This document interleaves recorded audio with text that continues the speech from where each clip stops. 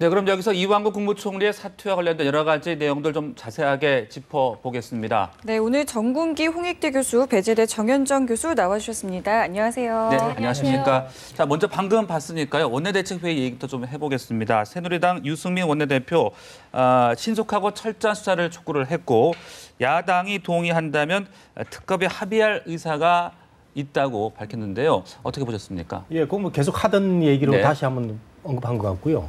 우윤근 원내대표는 사실 오늘 뭐 여러 가지 얘기를 하는데 좀 당황했을 가능성도 있을 것 같아요. 너무 그 급작스럽게 해임 건의안으로 맹공을 하는 와중에 어젯밤에 그 사퇴를 했기 때문에 당황스러울 수도 있는 상황에서 정부의 여당의 모든 책임을 돌리는 이런 상황인데 뭐 좀 뒤 또 말씀드리죠. 예. 네.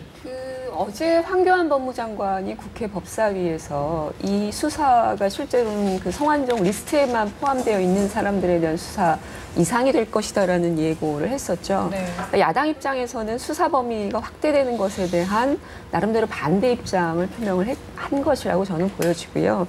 검찰이 공정하고 엄정한 수사해야 된다라는 당연한 얘기를 했지만 네. 어찌됐건 수사가 친박 또는 그 리스트를 넘어서는 그런 전방위적인 어떤 수사로 가는 것에 대해서 문제 제기를 한 부분이 있다고 보여지고 유승민 원내대표의 경우에는 저는 좀 그 일관된 입장이 있긴 합니다만 특검이라고 하는 얘기를 좀 더 많이 얘기를 하고 있어요. 이게 네네. 사실은 그 황교안 법무장관을 포함해서 청와대 이른바 그 정치개혁과 전방위적 수사 이런 부분과 좀 맞닿아 있는 것 같거든요. 지금 검찰력만으로는 그렇게 커다란 수사까지 확대되기 어렵다라는 전망이기 때문에 그런 차원에서 특검과 현재 수사, 검찰 수사가 함께 가는 이런 투트랙에 대한 어떤 종합적 수사 방향들을 계속 여당은 얘기를 하고 있는 것 같거든요.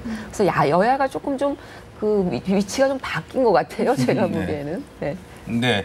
자, 계속 그 사퇴 압박을 받아도 이완구 총리가 어젯밤에 사의를 표명을 했습니다. 그 사퇴 의사를 밝힌 타이밍은 어떻게 보십니까?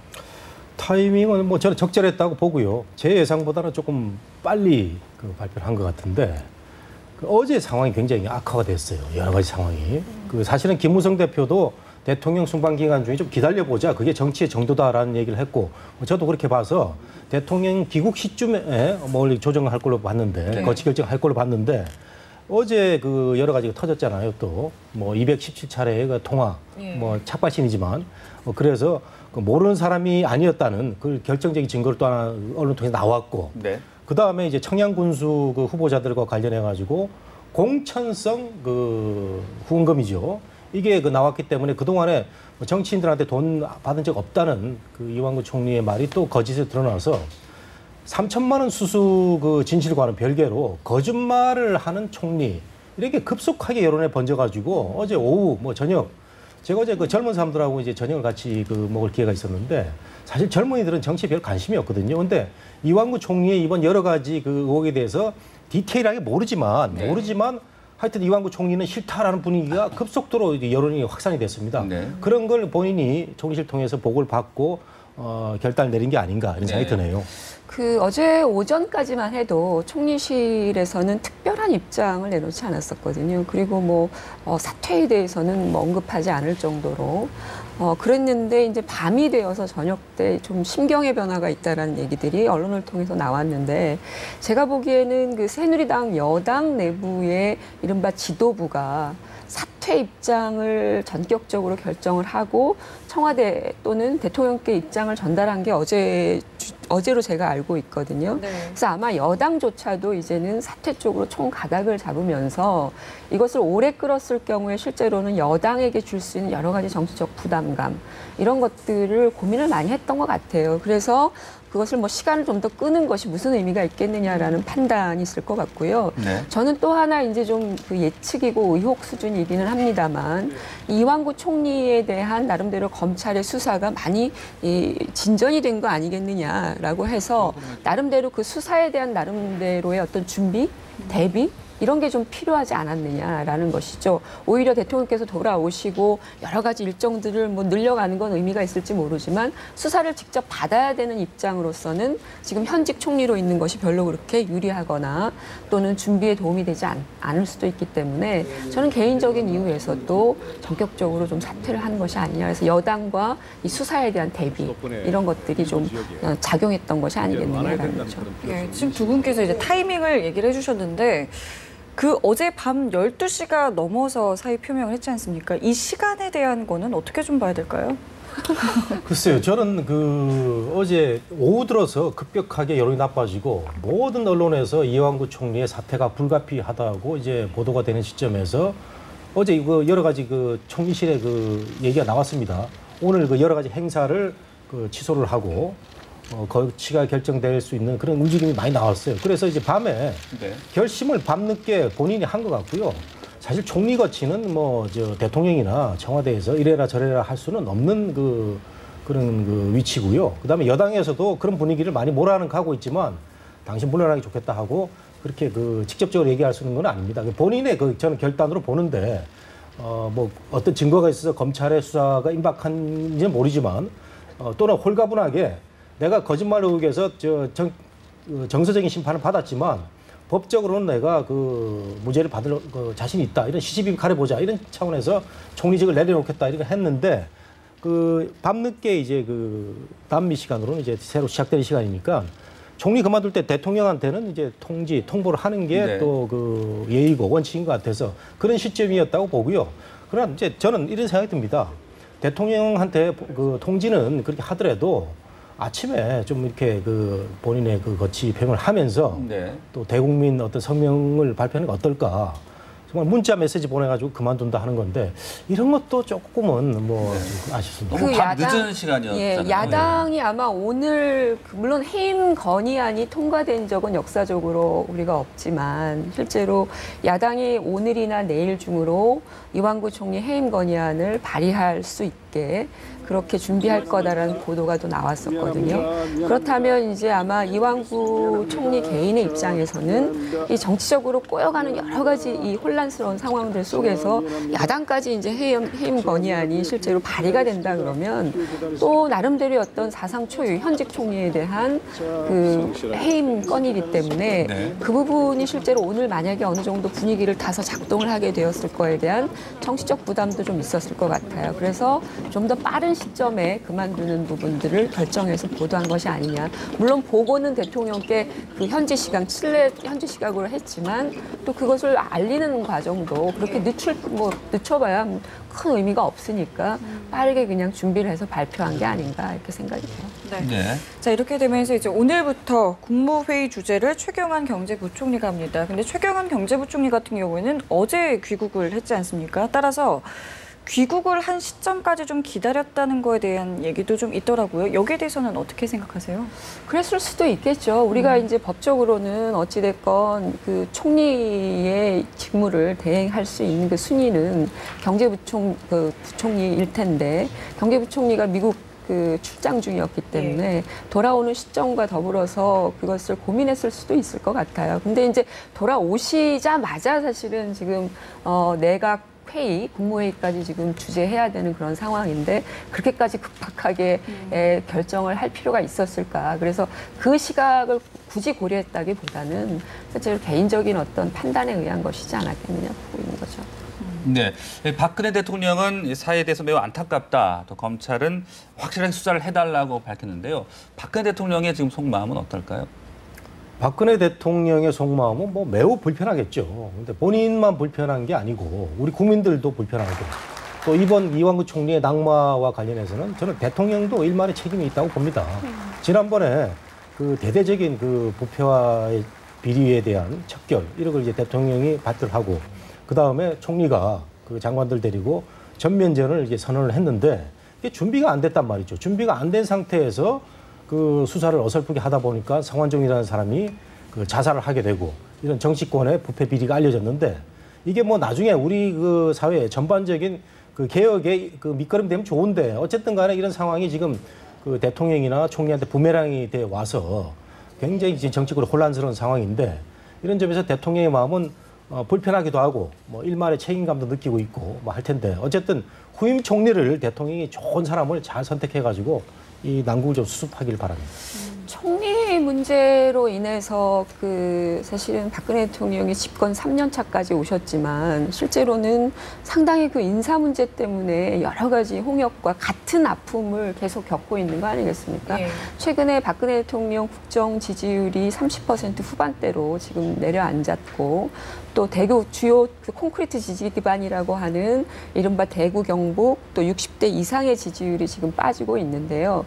그 지지율이 빠지는 이유를 들어보니까 박근혜 대통령이 잘못하고 있는 부분이 대체로 인사라고 하는 거예요. 이거는 물론 이완구 국무총리 거는 성완종 그 전 경남기업 회장의 죽음으로 인해서 나타난 결과이기는 합니다만 이 인사 문제에 대해서는 사실은 계속 지적돼 왔던 거고 그렇죠. 어떤 형태로든 개혁을 하고 또 문제가 있는 인사에 대해서 좀과 좀 면밀하게 사전 검증을 하고 가는 이런 부분들에 대한 것들을 요구했었는데 박근혜 대통령께서 그것을 어떤 보여지는 결과물로 보여주진 못했거든요. 네. 그러니까 그런 과정에서 우리가 놓고 얘기를 하다 보면 예고된 어떤 결과물이었다라는 것일 수도 있고 그렇다면 심기일전하셔서 애초에 있었던 이런 인사 문제를 좀 더 네. 적극적으로 하려면 좀 개방형 인사를 해야 된다고 생각이 돼요. 지금 거국 내각까지 구성해라 이런 요구들이 나오고 있는 것처럼 좀 더 통합적이고 또 야당의 어떤 요구를 받아서 총리 인선을 하면 어떻습니까?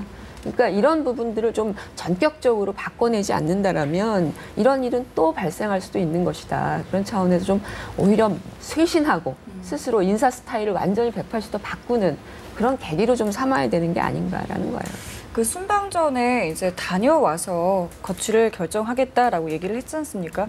오늘 이제 이런 일들을 겪고 나서 생각을 해보면 자진 사퇴, 이런 자진 사퇴를 좀 유도했던 건 아닌가라는 생각도 드는데 여기에 대해서는 어떻게 생각하세요?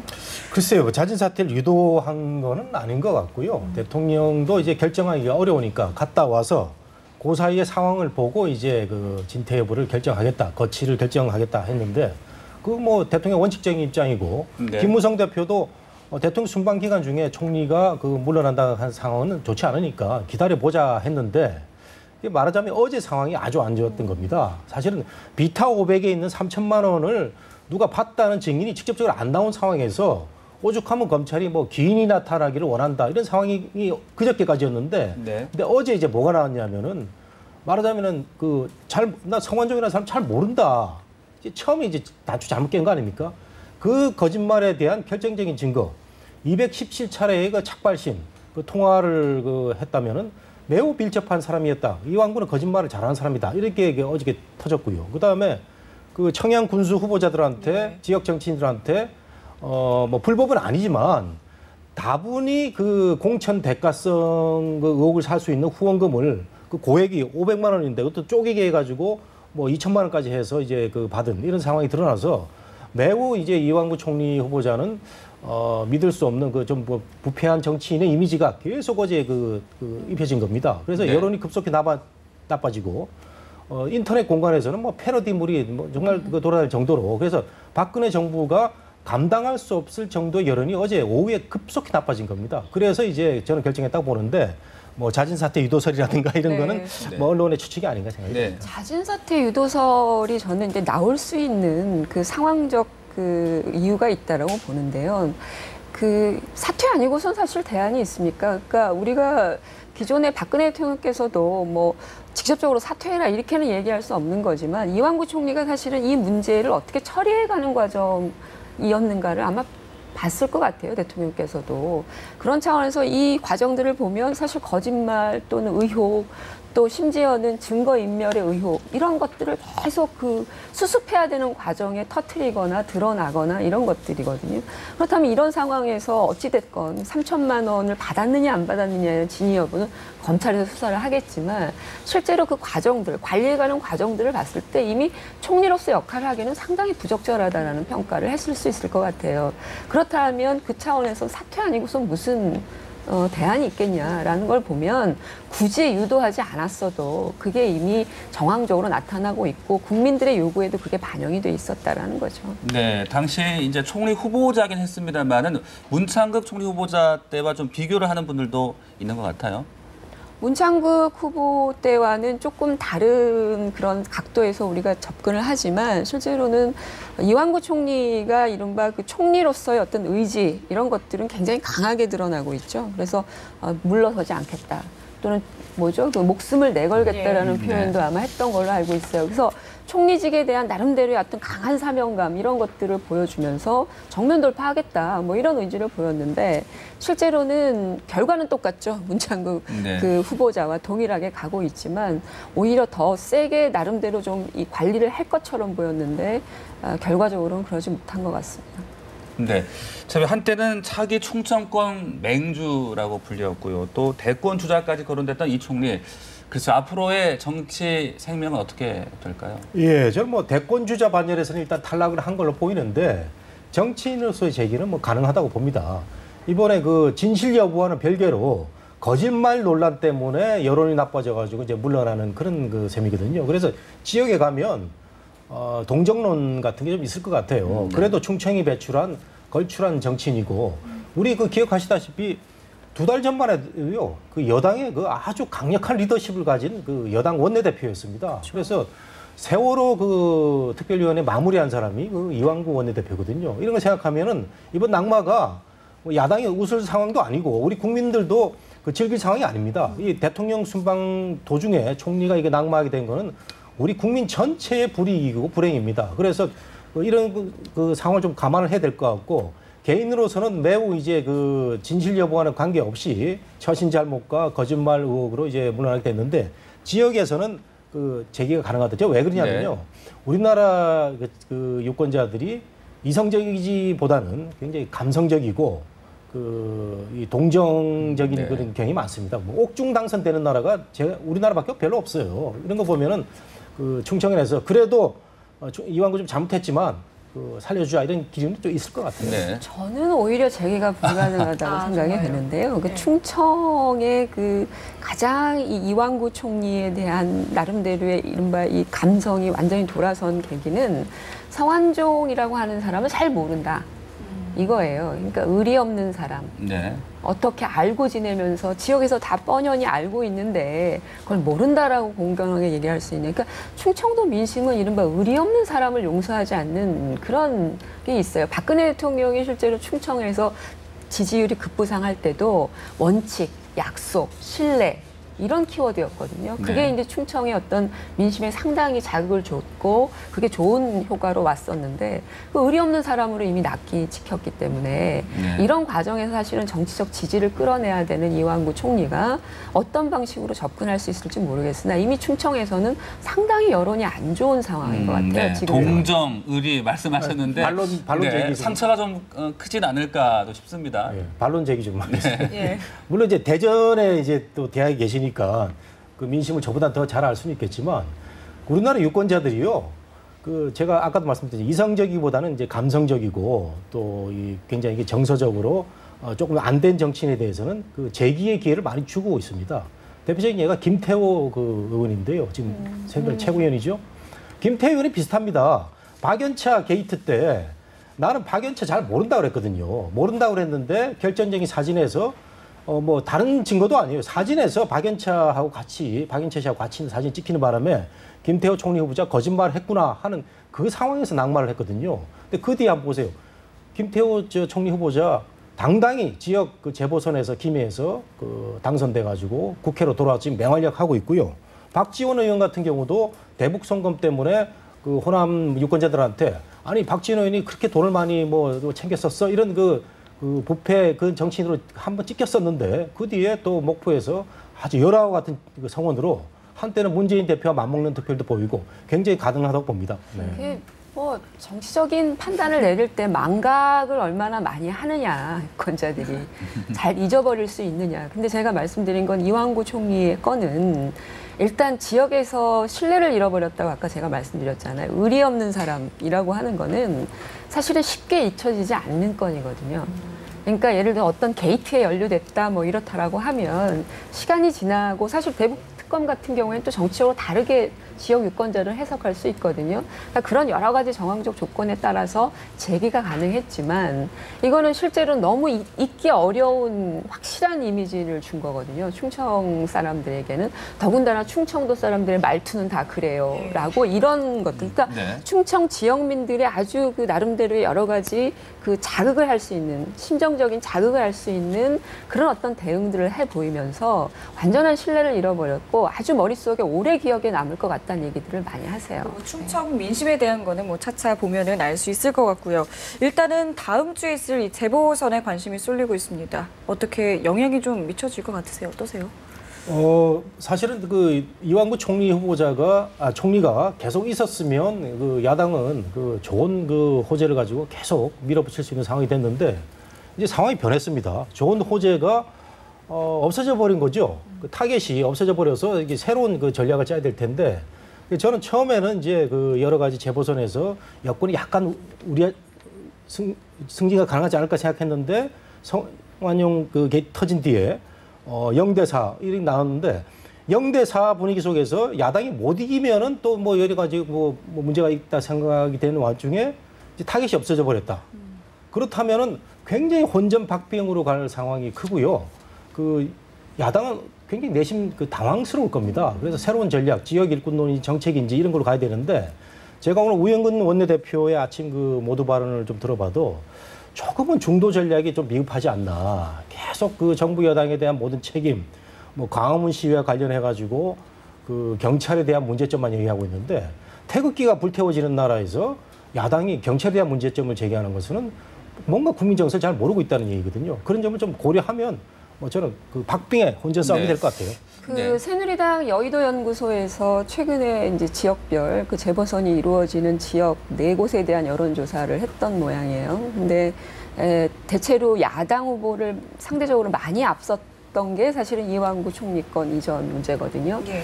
근데 지금 야당 후보들이 상당히 뒤쫓아와 있고 지지율이 상승한 효과가 있는 것 같아요. 이제 일단 이완구 총리가 사퇴를 했기 때문에 이완구 총리와 어느 정도는 선을 긋는 이런 여당의 효과가 사실은 앞으로 남아있는 기관의 일정 부분 반영될 가능성이 있을 것 같은데 저는 오히려 완전히 상황을 급반전시키기 위해서는 검찰의 수사가 얼마나 성실하게 이루어지느냐가 핵심일 것 같아요. 지금 우리 알다시피 그 성완종 경남기업 전 회장의 리스트에 있었던 김기춘 실장 이런 분들이 사실 출국 금지라든지 이런 조치를 전혀 검찰들이 하고 있지 않거든요. 네. 이른바 의혹을 갖고 있는 사람들이 전혀 관리가 되고 있지 않아요. 검찰이 사실은 기존의 별건 수사로 문제 제기를 했다가 이걸 통해서 자신들의 어떤 수사의 공정성을 좀 만회를 해야 되는데 지금 의혹에 있는 사람들을 전혀 관리하고 있지 못한 이 수사의 무능력성의 문제 이런 것들이 자꾸 드러나면 여당에게 이완구 총리가 사퇴를 해도 실제로 유리할 게 없어지는 상황이거든요. 그렇다면 앞으로 검찰 수사가 남아있는 선거기간 동안에 얼마만큼 파격적으로 잘 이루어질지 이런 것들이 상당 부분 또 한 번 판세를 흔들 수 있는 그런 결과물이죠. 물론 검찰 수사가 정치적으로 해석돼서는 안 된다고는 생각하지만 수사를 제대로 할 때 실제로는 여러 가지로 의미를 파장시킬 수 있다라고 하는 거죠. 네, 현 정부의 그 총리 수단사가 너무나 심한 것 같습니다. 그 후임 총리 인선도 참 고민이 될 것 같은데요. 네. 네. 그래서 박근혜 정부가 참 부담스러운 상황을 계속 맡고 있는데 야당도 이걸 걱정해야 됩니다. 사실은 이완구 낙마시켰다고 지금 좋아할 때가 아니에요. 지금 민생이 어렵고요. 지금 대학에서는 그 4학년들이 취업을 못해가지고 눈이 벌게갖고 있고 여러 가지 어려운데. 총리가 벌써 4번째 낙마 아닙니까? 그것도 청문회를 가기 전에 여러 가지 문제 때문에 뭐 국가관이라든가 로펌에서 수임료를 많이 받았다. 사실은 본질적인 문제가 아닌 이제 국민의 그 어떤 도덕적인 정서에 걸려가지고 청문회를 가지조차도 못하고 이제 낙마를 한 상황에서 또 뽑아야 되는데 이게 저는 어떤 기네스북에 올라가야 될 그런 사건이 아닌가 생각이 듭니다. 정말 총리 잔혹사인데요. 다음 총리 후보는 정말 우리 정 교수님 말씀하신 대로 여야 그 출신 성향을 가리지 말고 네. 좋은 사람을 뽑아가지고 정말 무리 없이 그 총리를 하나 그 새로 세우고요. 근데 저는 이번 기회에 총리제에 대해서 정말 그 또 다른 그 회의를 가게 되는데 그렇다면 개헌도 가능하고 모든 면에서 우리 사회가 그 한 단계 업그레이드 될 수 있는 제도적인 그 개혁 법적인 개혁 또 정치적인 개혁이 이루어질 수 있는 이런 그 상황을 박근혜 정부가 막고 있다고 보는데 그건 정말 박근혜 대통령한테 잡달렸습니다. 이때까지의 모든 것은 박근혜 대통령 책임이 있다. 저는 이렇게 생각합니다. 그 박근혜 정부의 핵심적인 그 말하자면 브랜드는 부패와의 전쟁 아니겠습니까? 그것을 하려다가 실제로는 이 부메랑이 다시 정부 내부로 돌아와서 총리 사퇴라는 이 초유의 사태까지 지금 와 있는데요. 저는 박근혜 대통령께서 인사 스타일을 좀 바꿔야 된다라고 생각을 해요.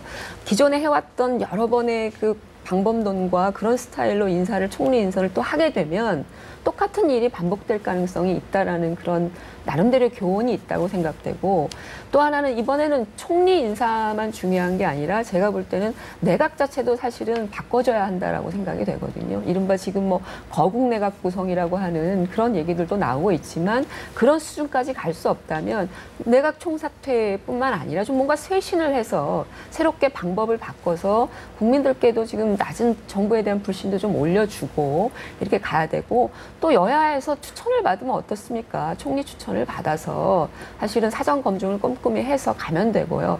굳이 뭐 시간이 쫓겨서 서둘러야 하는 이런 것들도 있지만 실제로는 그런 어떤 함께 협조를 받아서 좋은 총리감을 찾아가는 이런 대통령의 나름대로 전격적인 스타일의 변화를 저는 촉구할 수 있다고 보고지고요. 내각도 사실은 다시 한번 고민을 해서 바꿔내야 되는 부분이 있다고 생각이 됩니다. 네, 일단은 뭐 검찰 수사가 또 어떻게 진행되는지도 저희가 좀 지켜봐야 되는데 아까 교수님께서는 이제 잘 해야 된다 뭐 이렇게 얘기를 하셨습니다. 그 일단은 뭐 현직 총리를 수사해야 되는 부담은 덜었습니다만은 글쎄요, 뭐 좀 수사 속도가 빨라질 수 있을지에 대한 거는 좀 생각이 좀 드는데. 근데 저는 좀 회의적인 게 뭐 예. 정공 교수님도 이제 이런 말씀 드리면 또 문제 제기를 하시겠지만 지금 검찰이 이 광범위한 수사 뭐 이완구 총리도 얘기를 했지만 그 수사를 할 여력이 있는가를 좀 고민할 필요가 있을 것 같아요. 물론 황교안 법무장관 어제 국회 나와서 좀 전방위적으로 할 것을 시사했지만 아니 지금 당장 의혹을 받고 있는 사람들에 대한 소환 말하자면 출국 금지 조치도 지금 못 하고 있는 상황이거든요. 다들 뭐 정치적으로는 사실 굉장히 권력에 가까운 사람들이었고 했습니다만 이런 것들이 관리가 안 되고 있다는 거죠. 지금 경남기업 내부만 수사를 하고 있는 것 같아요. 그러니까 이런 차원을 놓고 보면 전방위적인 수사까지 확대할 수 있을지도 의문이고 사실 리스트에 있는 사람들에 대한 수사도 제대로 할 수 있을지 상당히 의문을 갖게 만드는 포인트인데 사실은 김기춘 비서실장이 일본으로 나갔었다라고 하는 것도 어제 황교안 법무장관은 몰랐다라는 거예요. 국회 그 법사위에서 한 의원이 야당 의원이 누군가가 출국을 했다는데 이런 얘기를 했다는 거죠. 모르고 있는 상황이란 말이에요. 이게 도대체 수사가 관리가 되고 있는 것이냐. 도대체 누구를 수사하고 있고 누구에게 혐의가 지금 모아지고 있느냐. 그러니까 이완구 총리 수사도 그렇게 빠르게 전격적으로 진행될 수 있을 것이냐. 이것도 사실은 저는 굉장히 의문을 개인적으로 갖고 있습니다. 말씀을 길게 하시니까 제가 말씀드릴 시간이 많이 없는 것 같아서 사실 제가 그 답변을 받을 차례가 아니었나 생각되는데 검찰 수사가 정말 광범위한 수사를 잘 할 수 있을 것인가 저도 동감을 하는데요. 지금 두 갈래 방향이죠. 경남 기업의 비리를 하고 있고 그다음에 이 메모 또는 메모 플러스 여야 역대 정권 가리지 않고 하겠다는 게 또 한 축인데 정말 쉽지 않은 그런 과정이 될 것 같고요. 또 이제 그 여야를 가리지 않고 역대 정권을 가리지 않겠다는 이 사실은 원론적으로 맞는 얘기인데 야당이 지금 반발할 가능성이 매우 큽니다.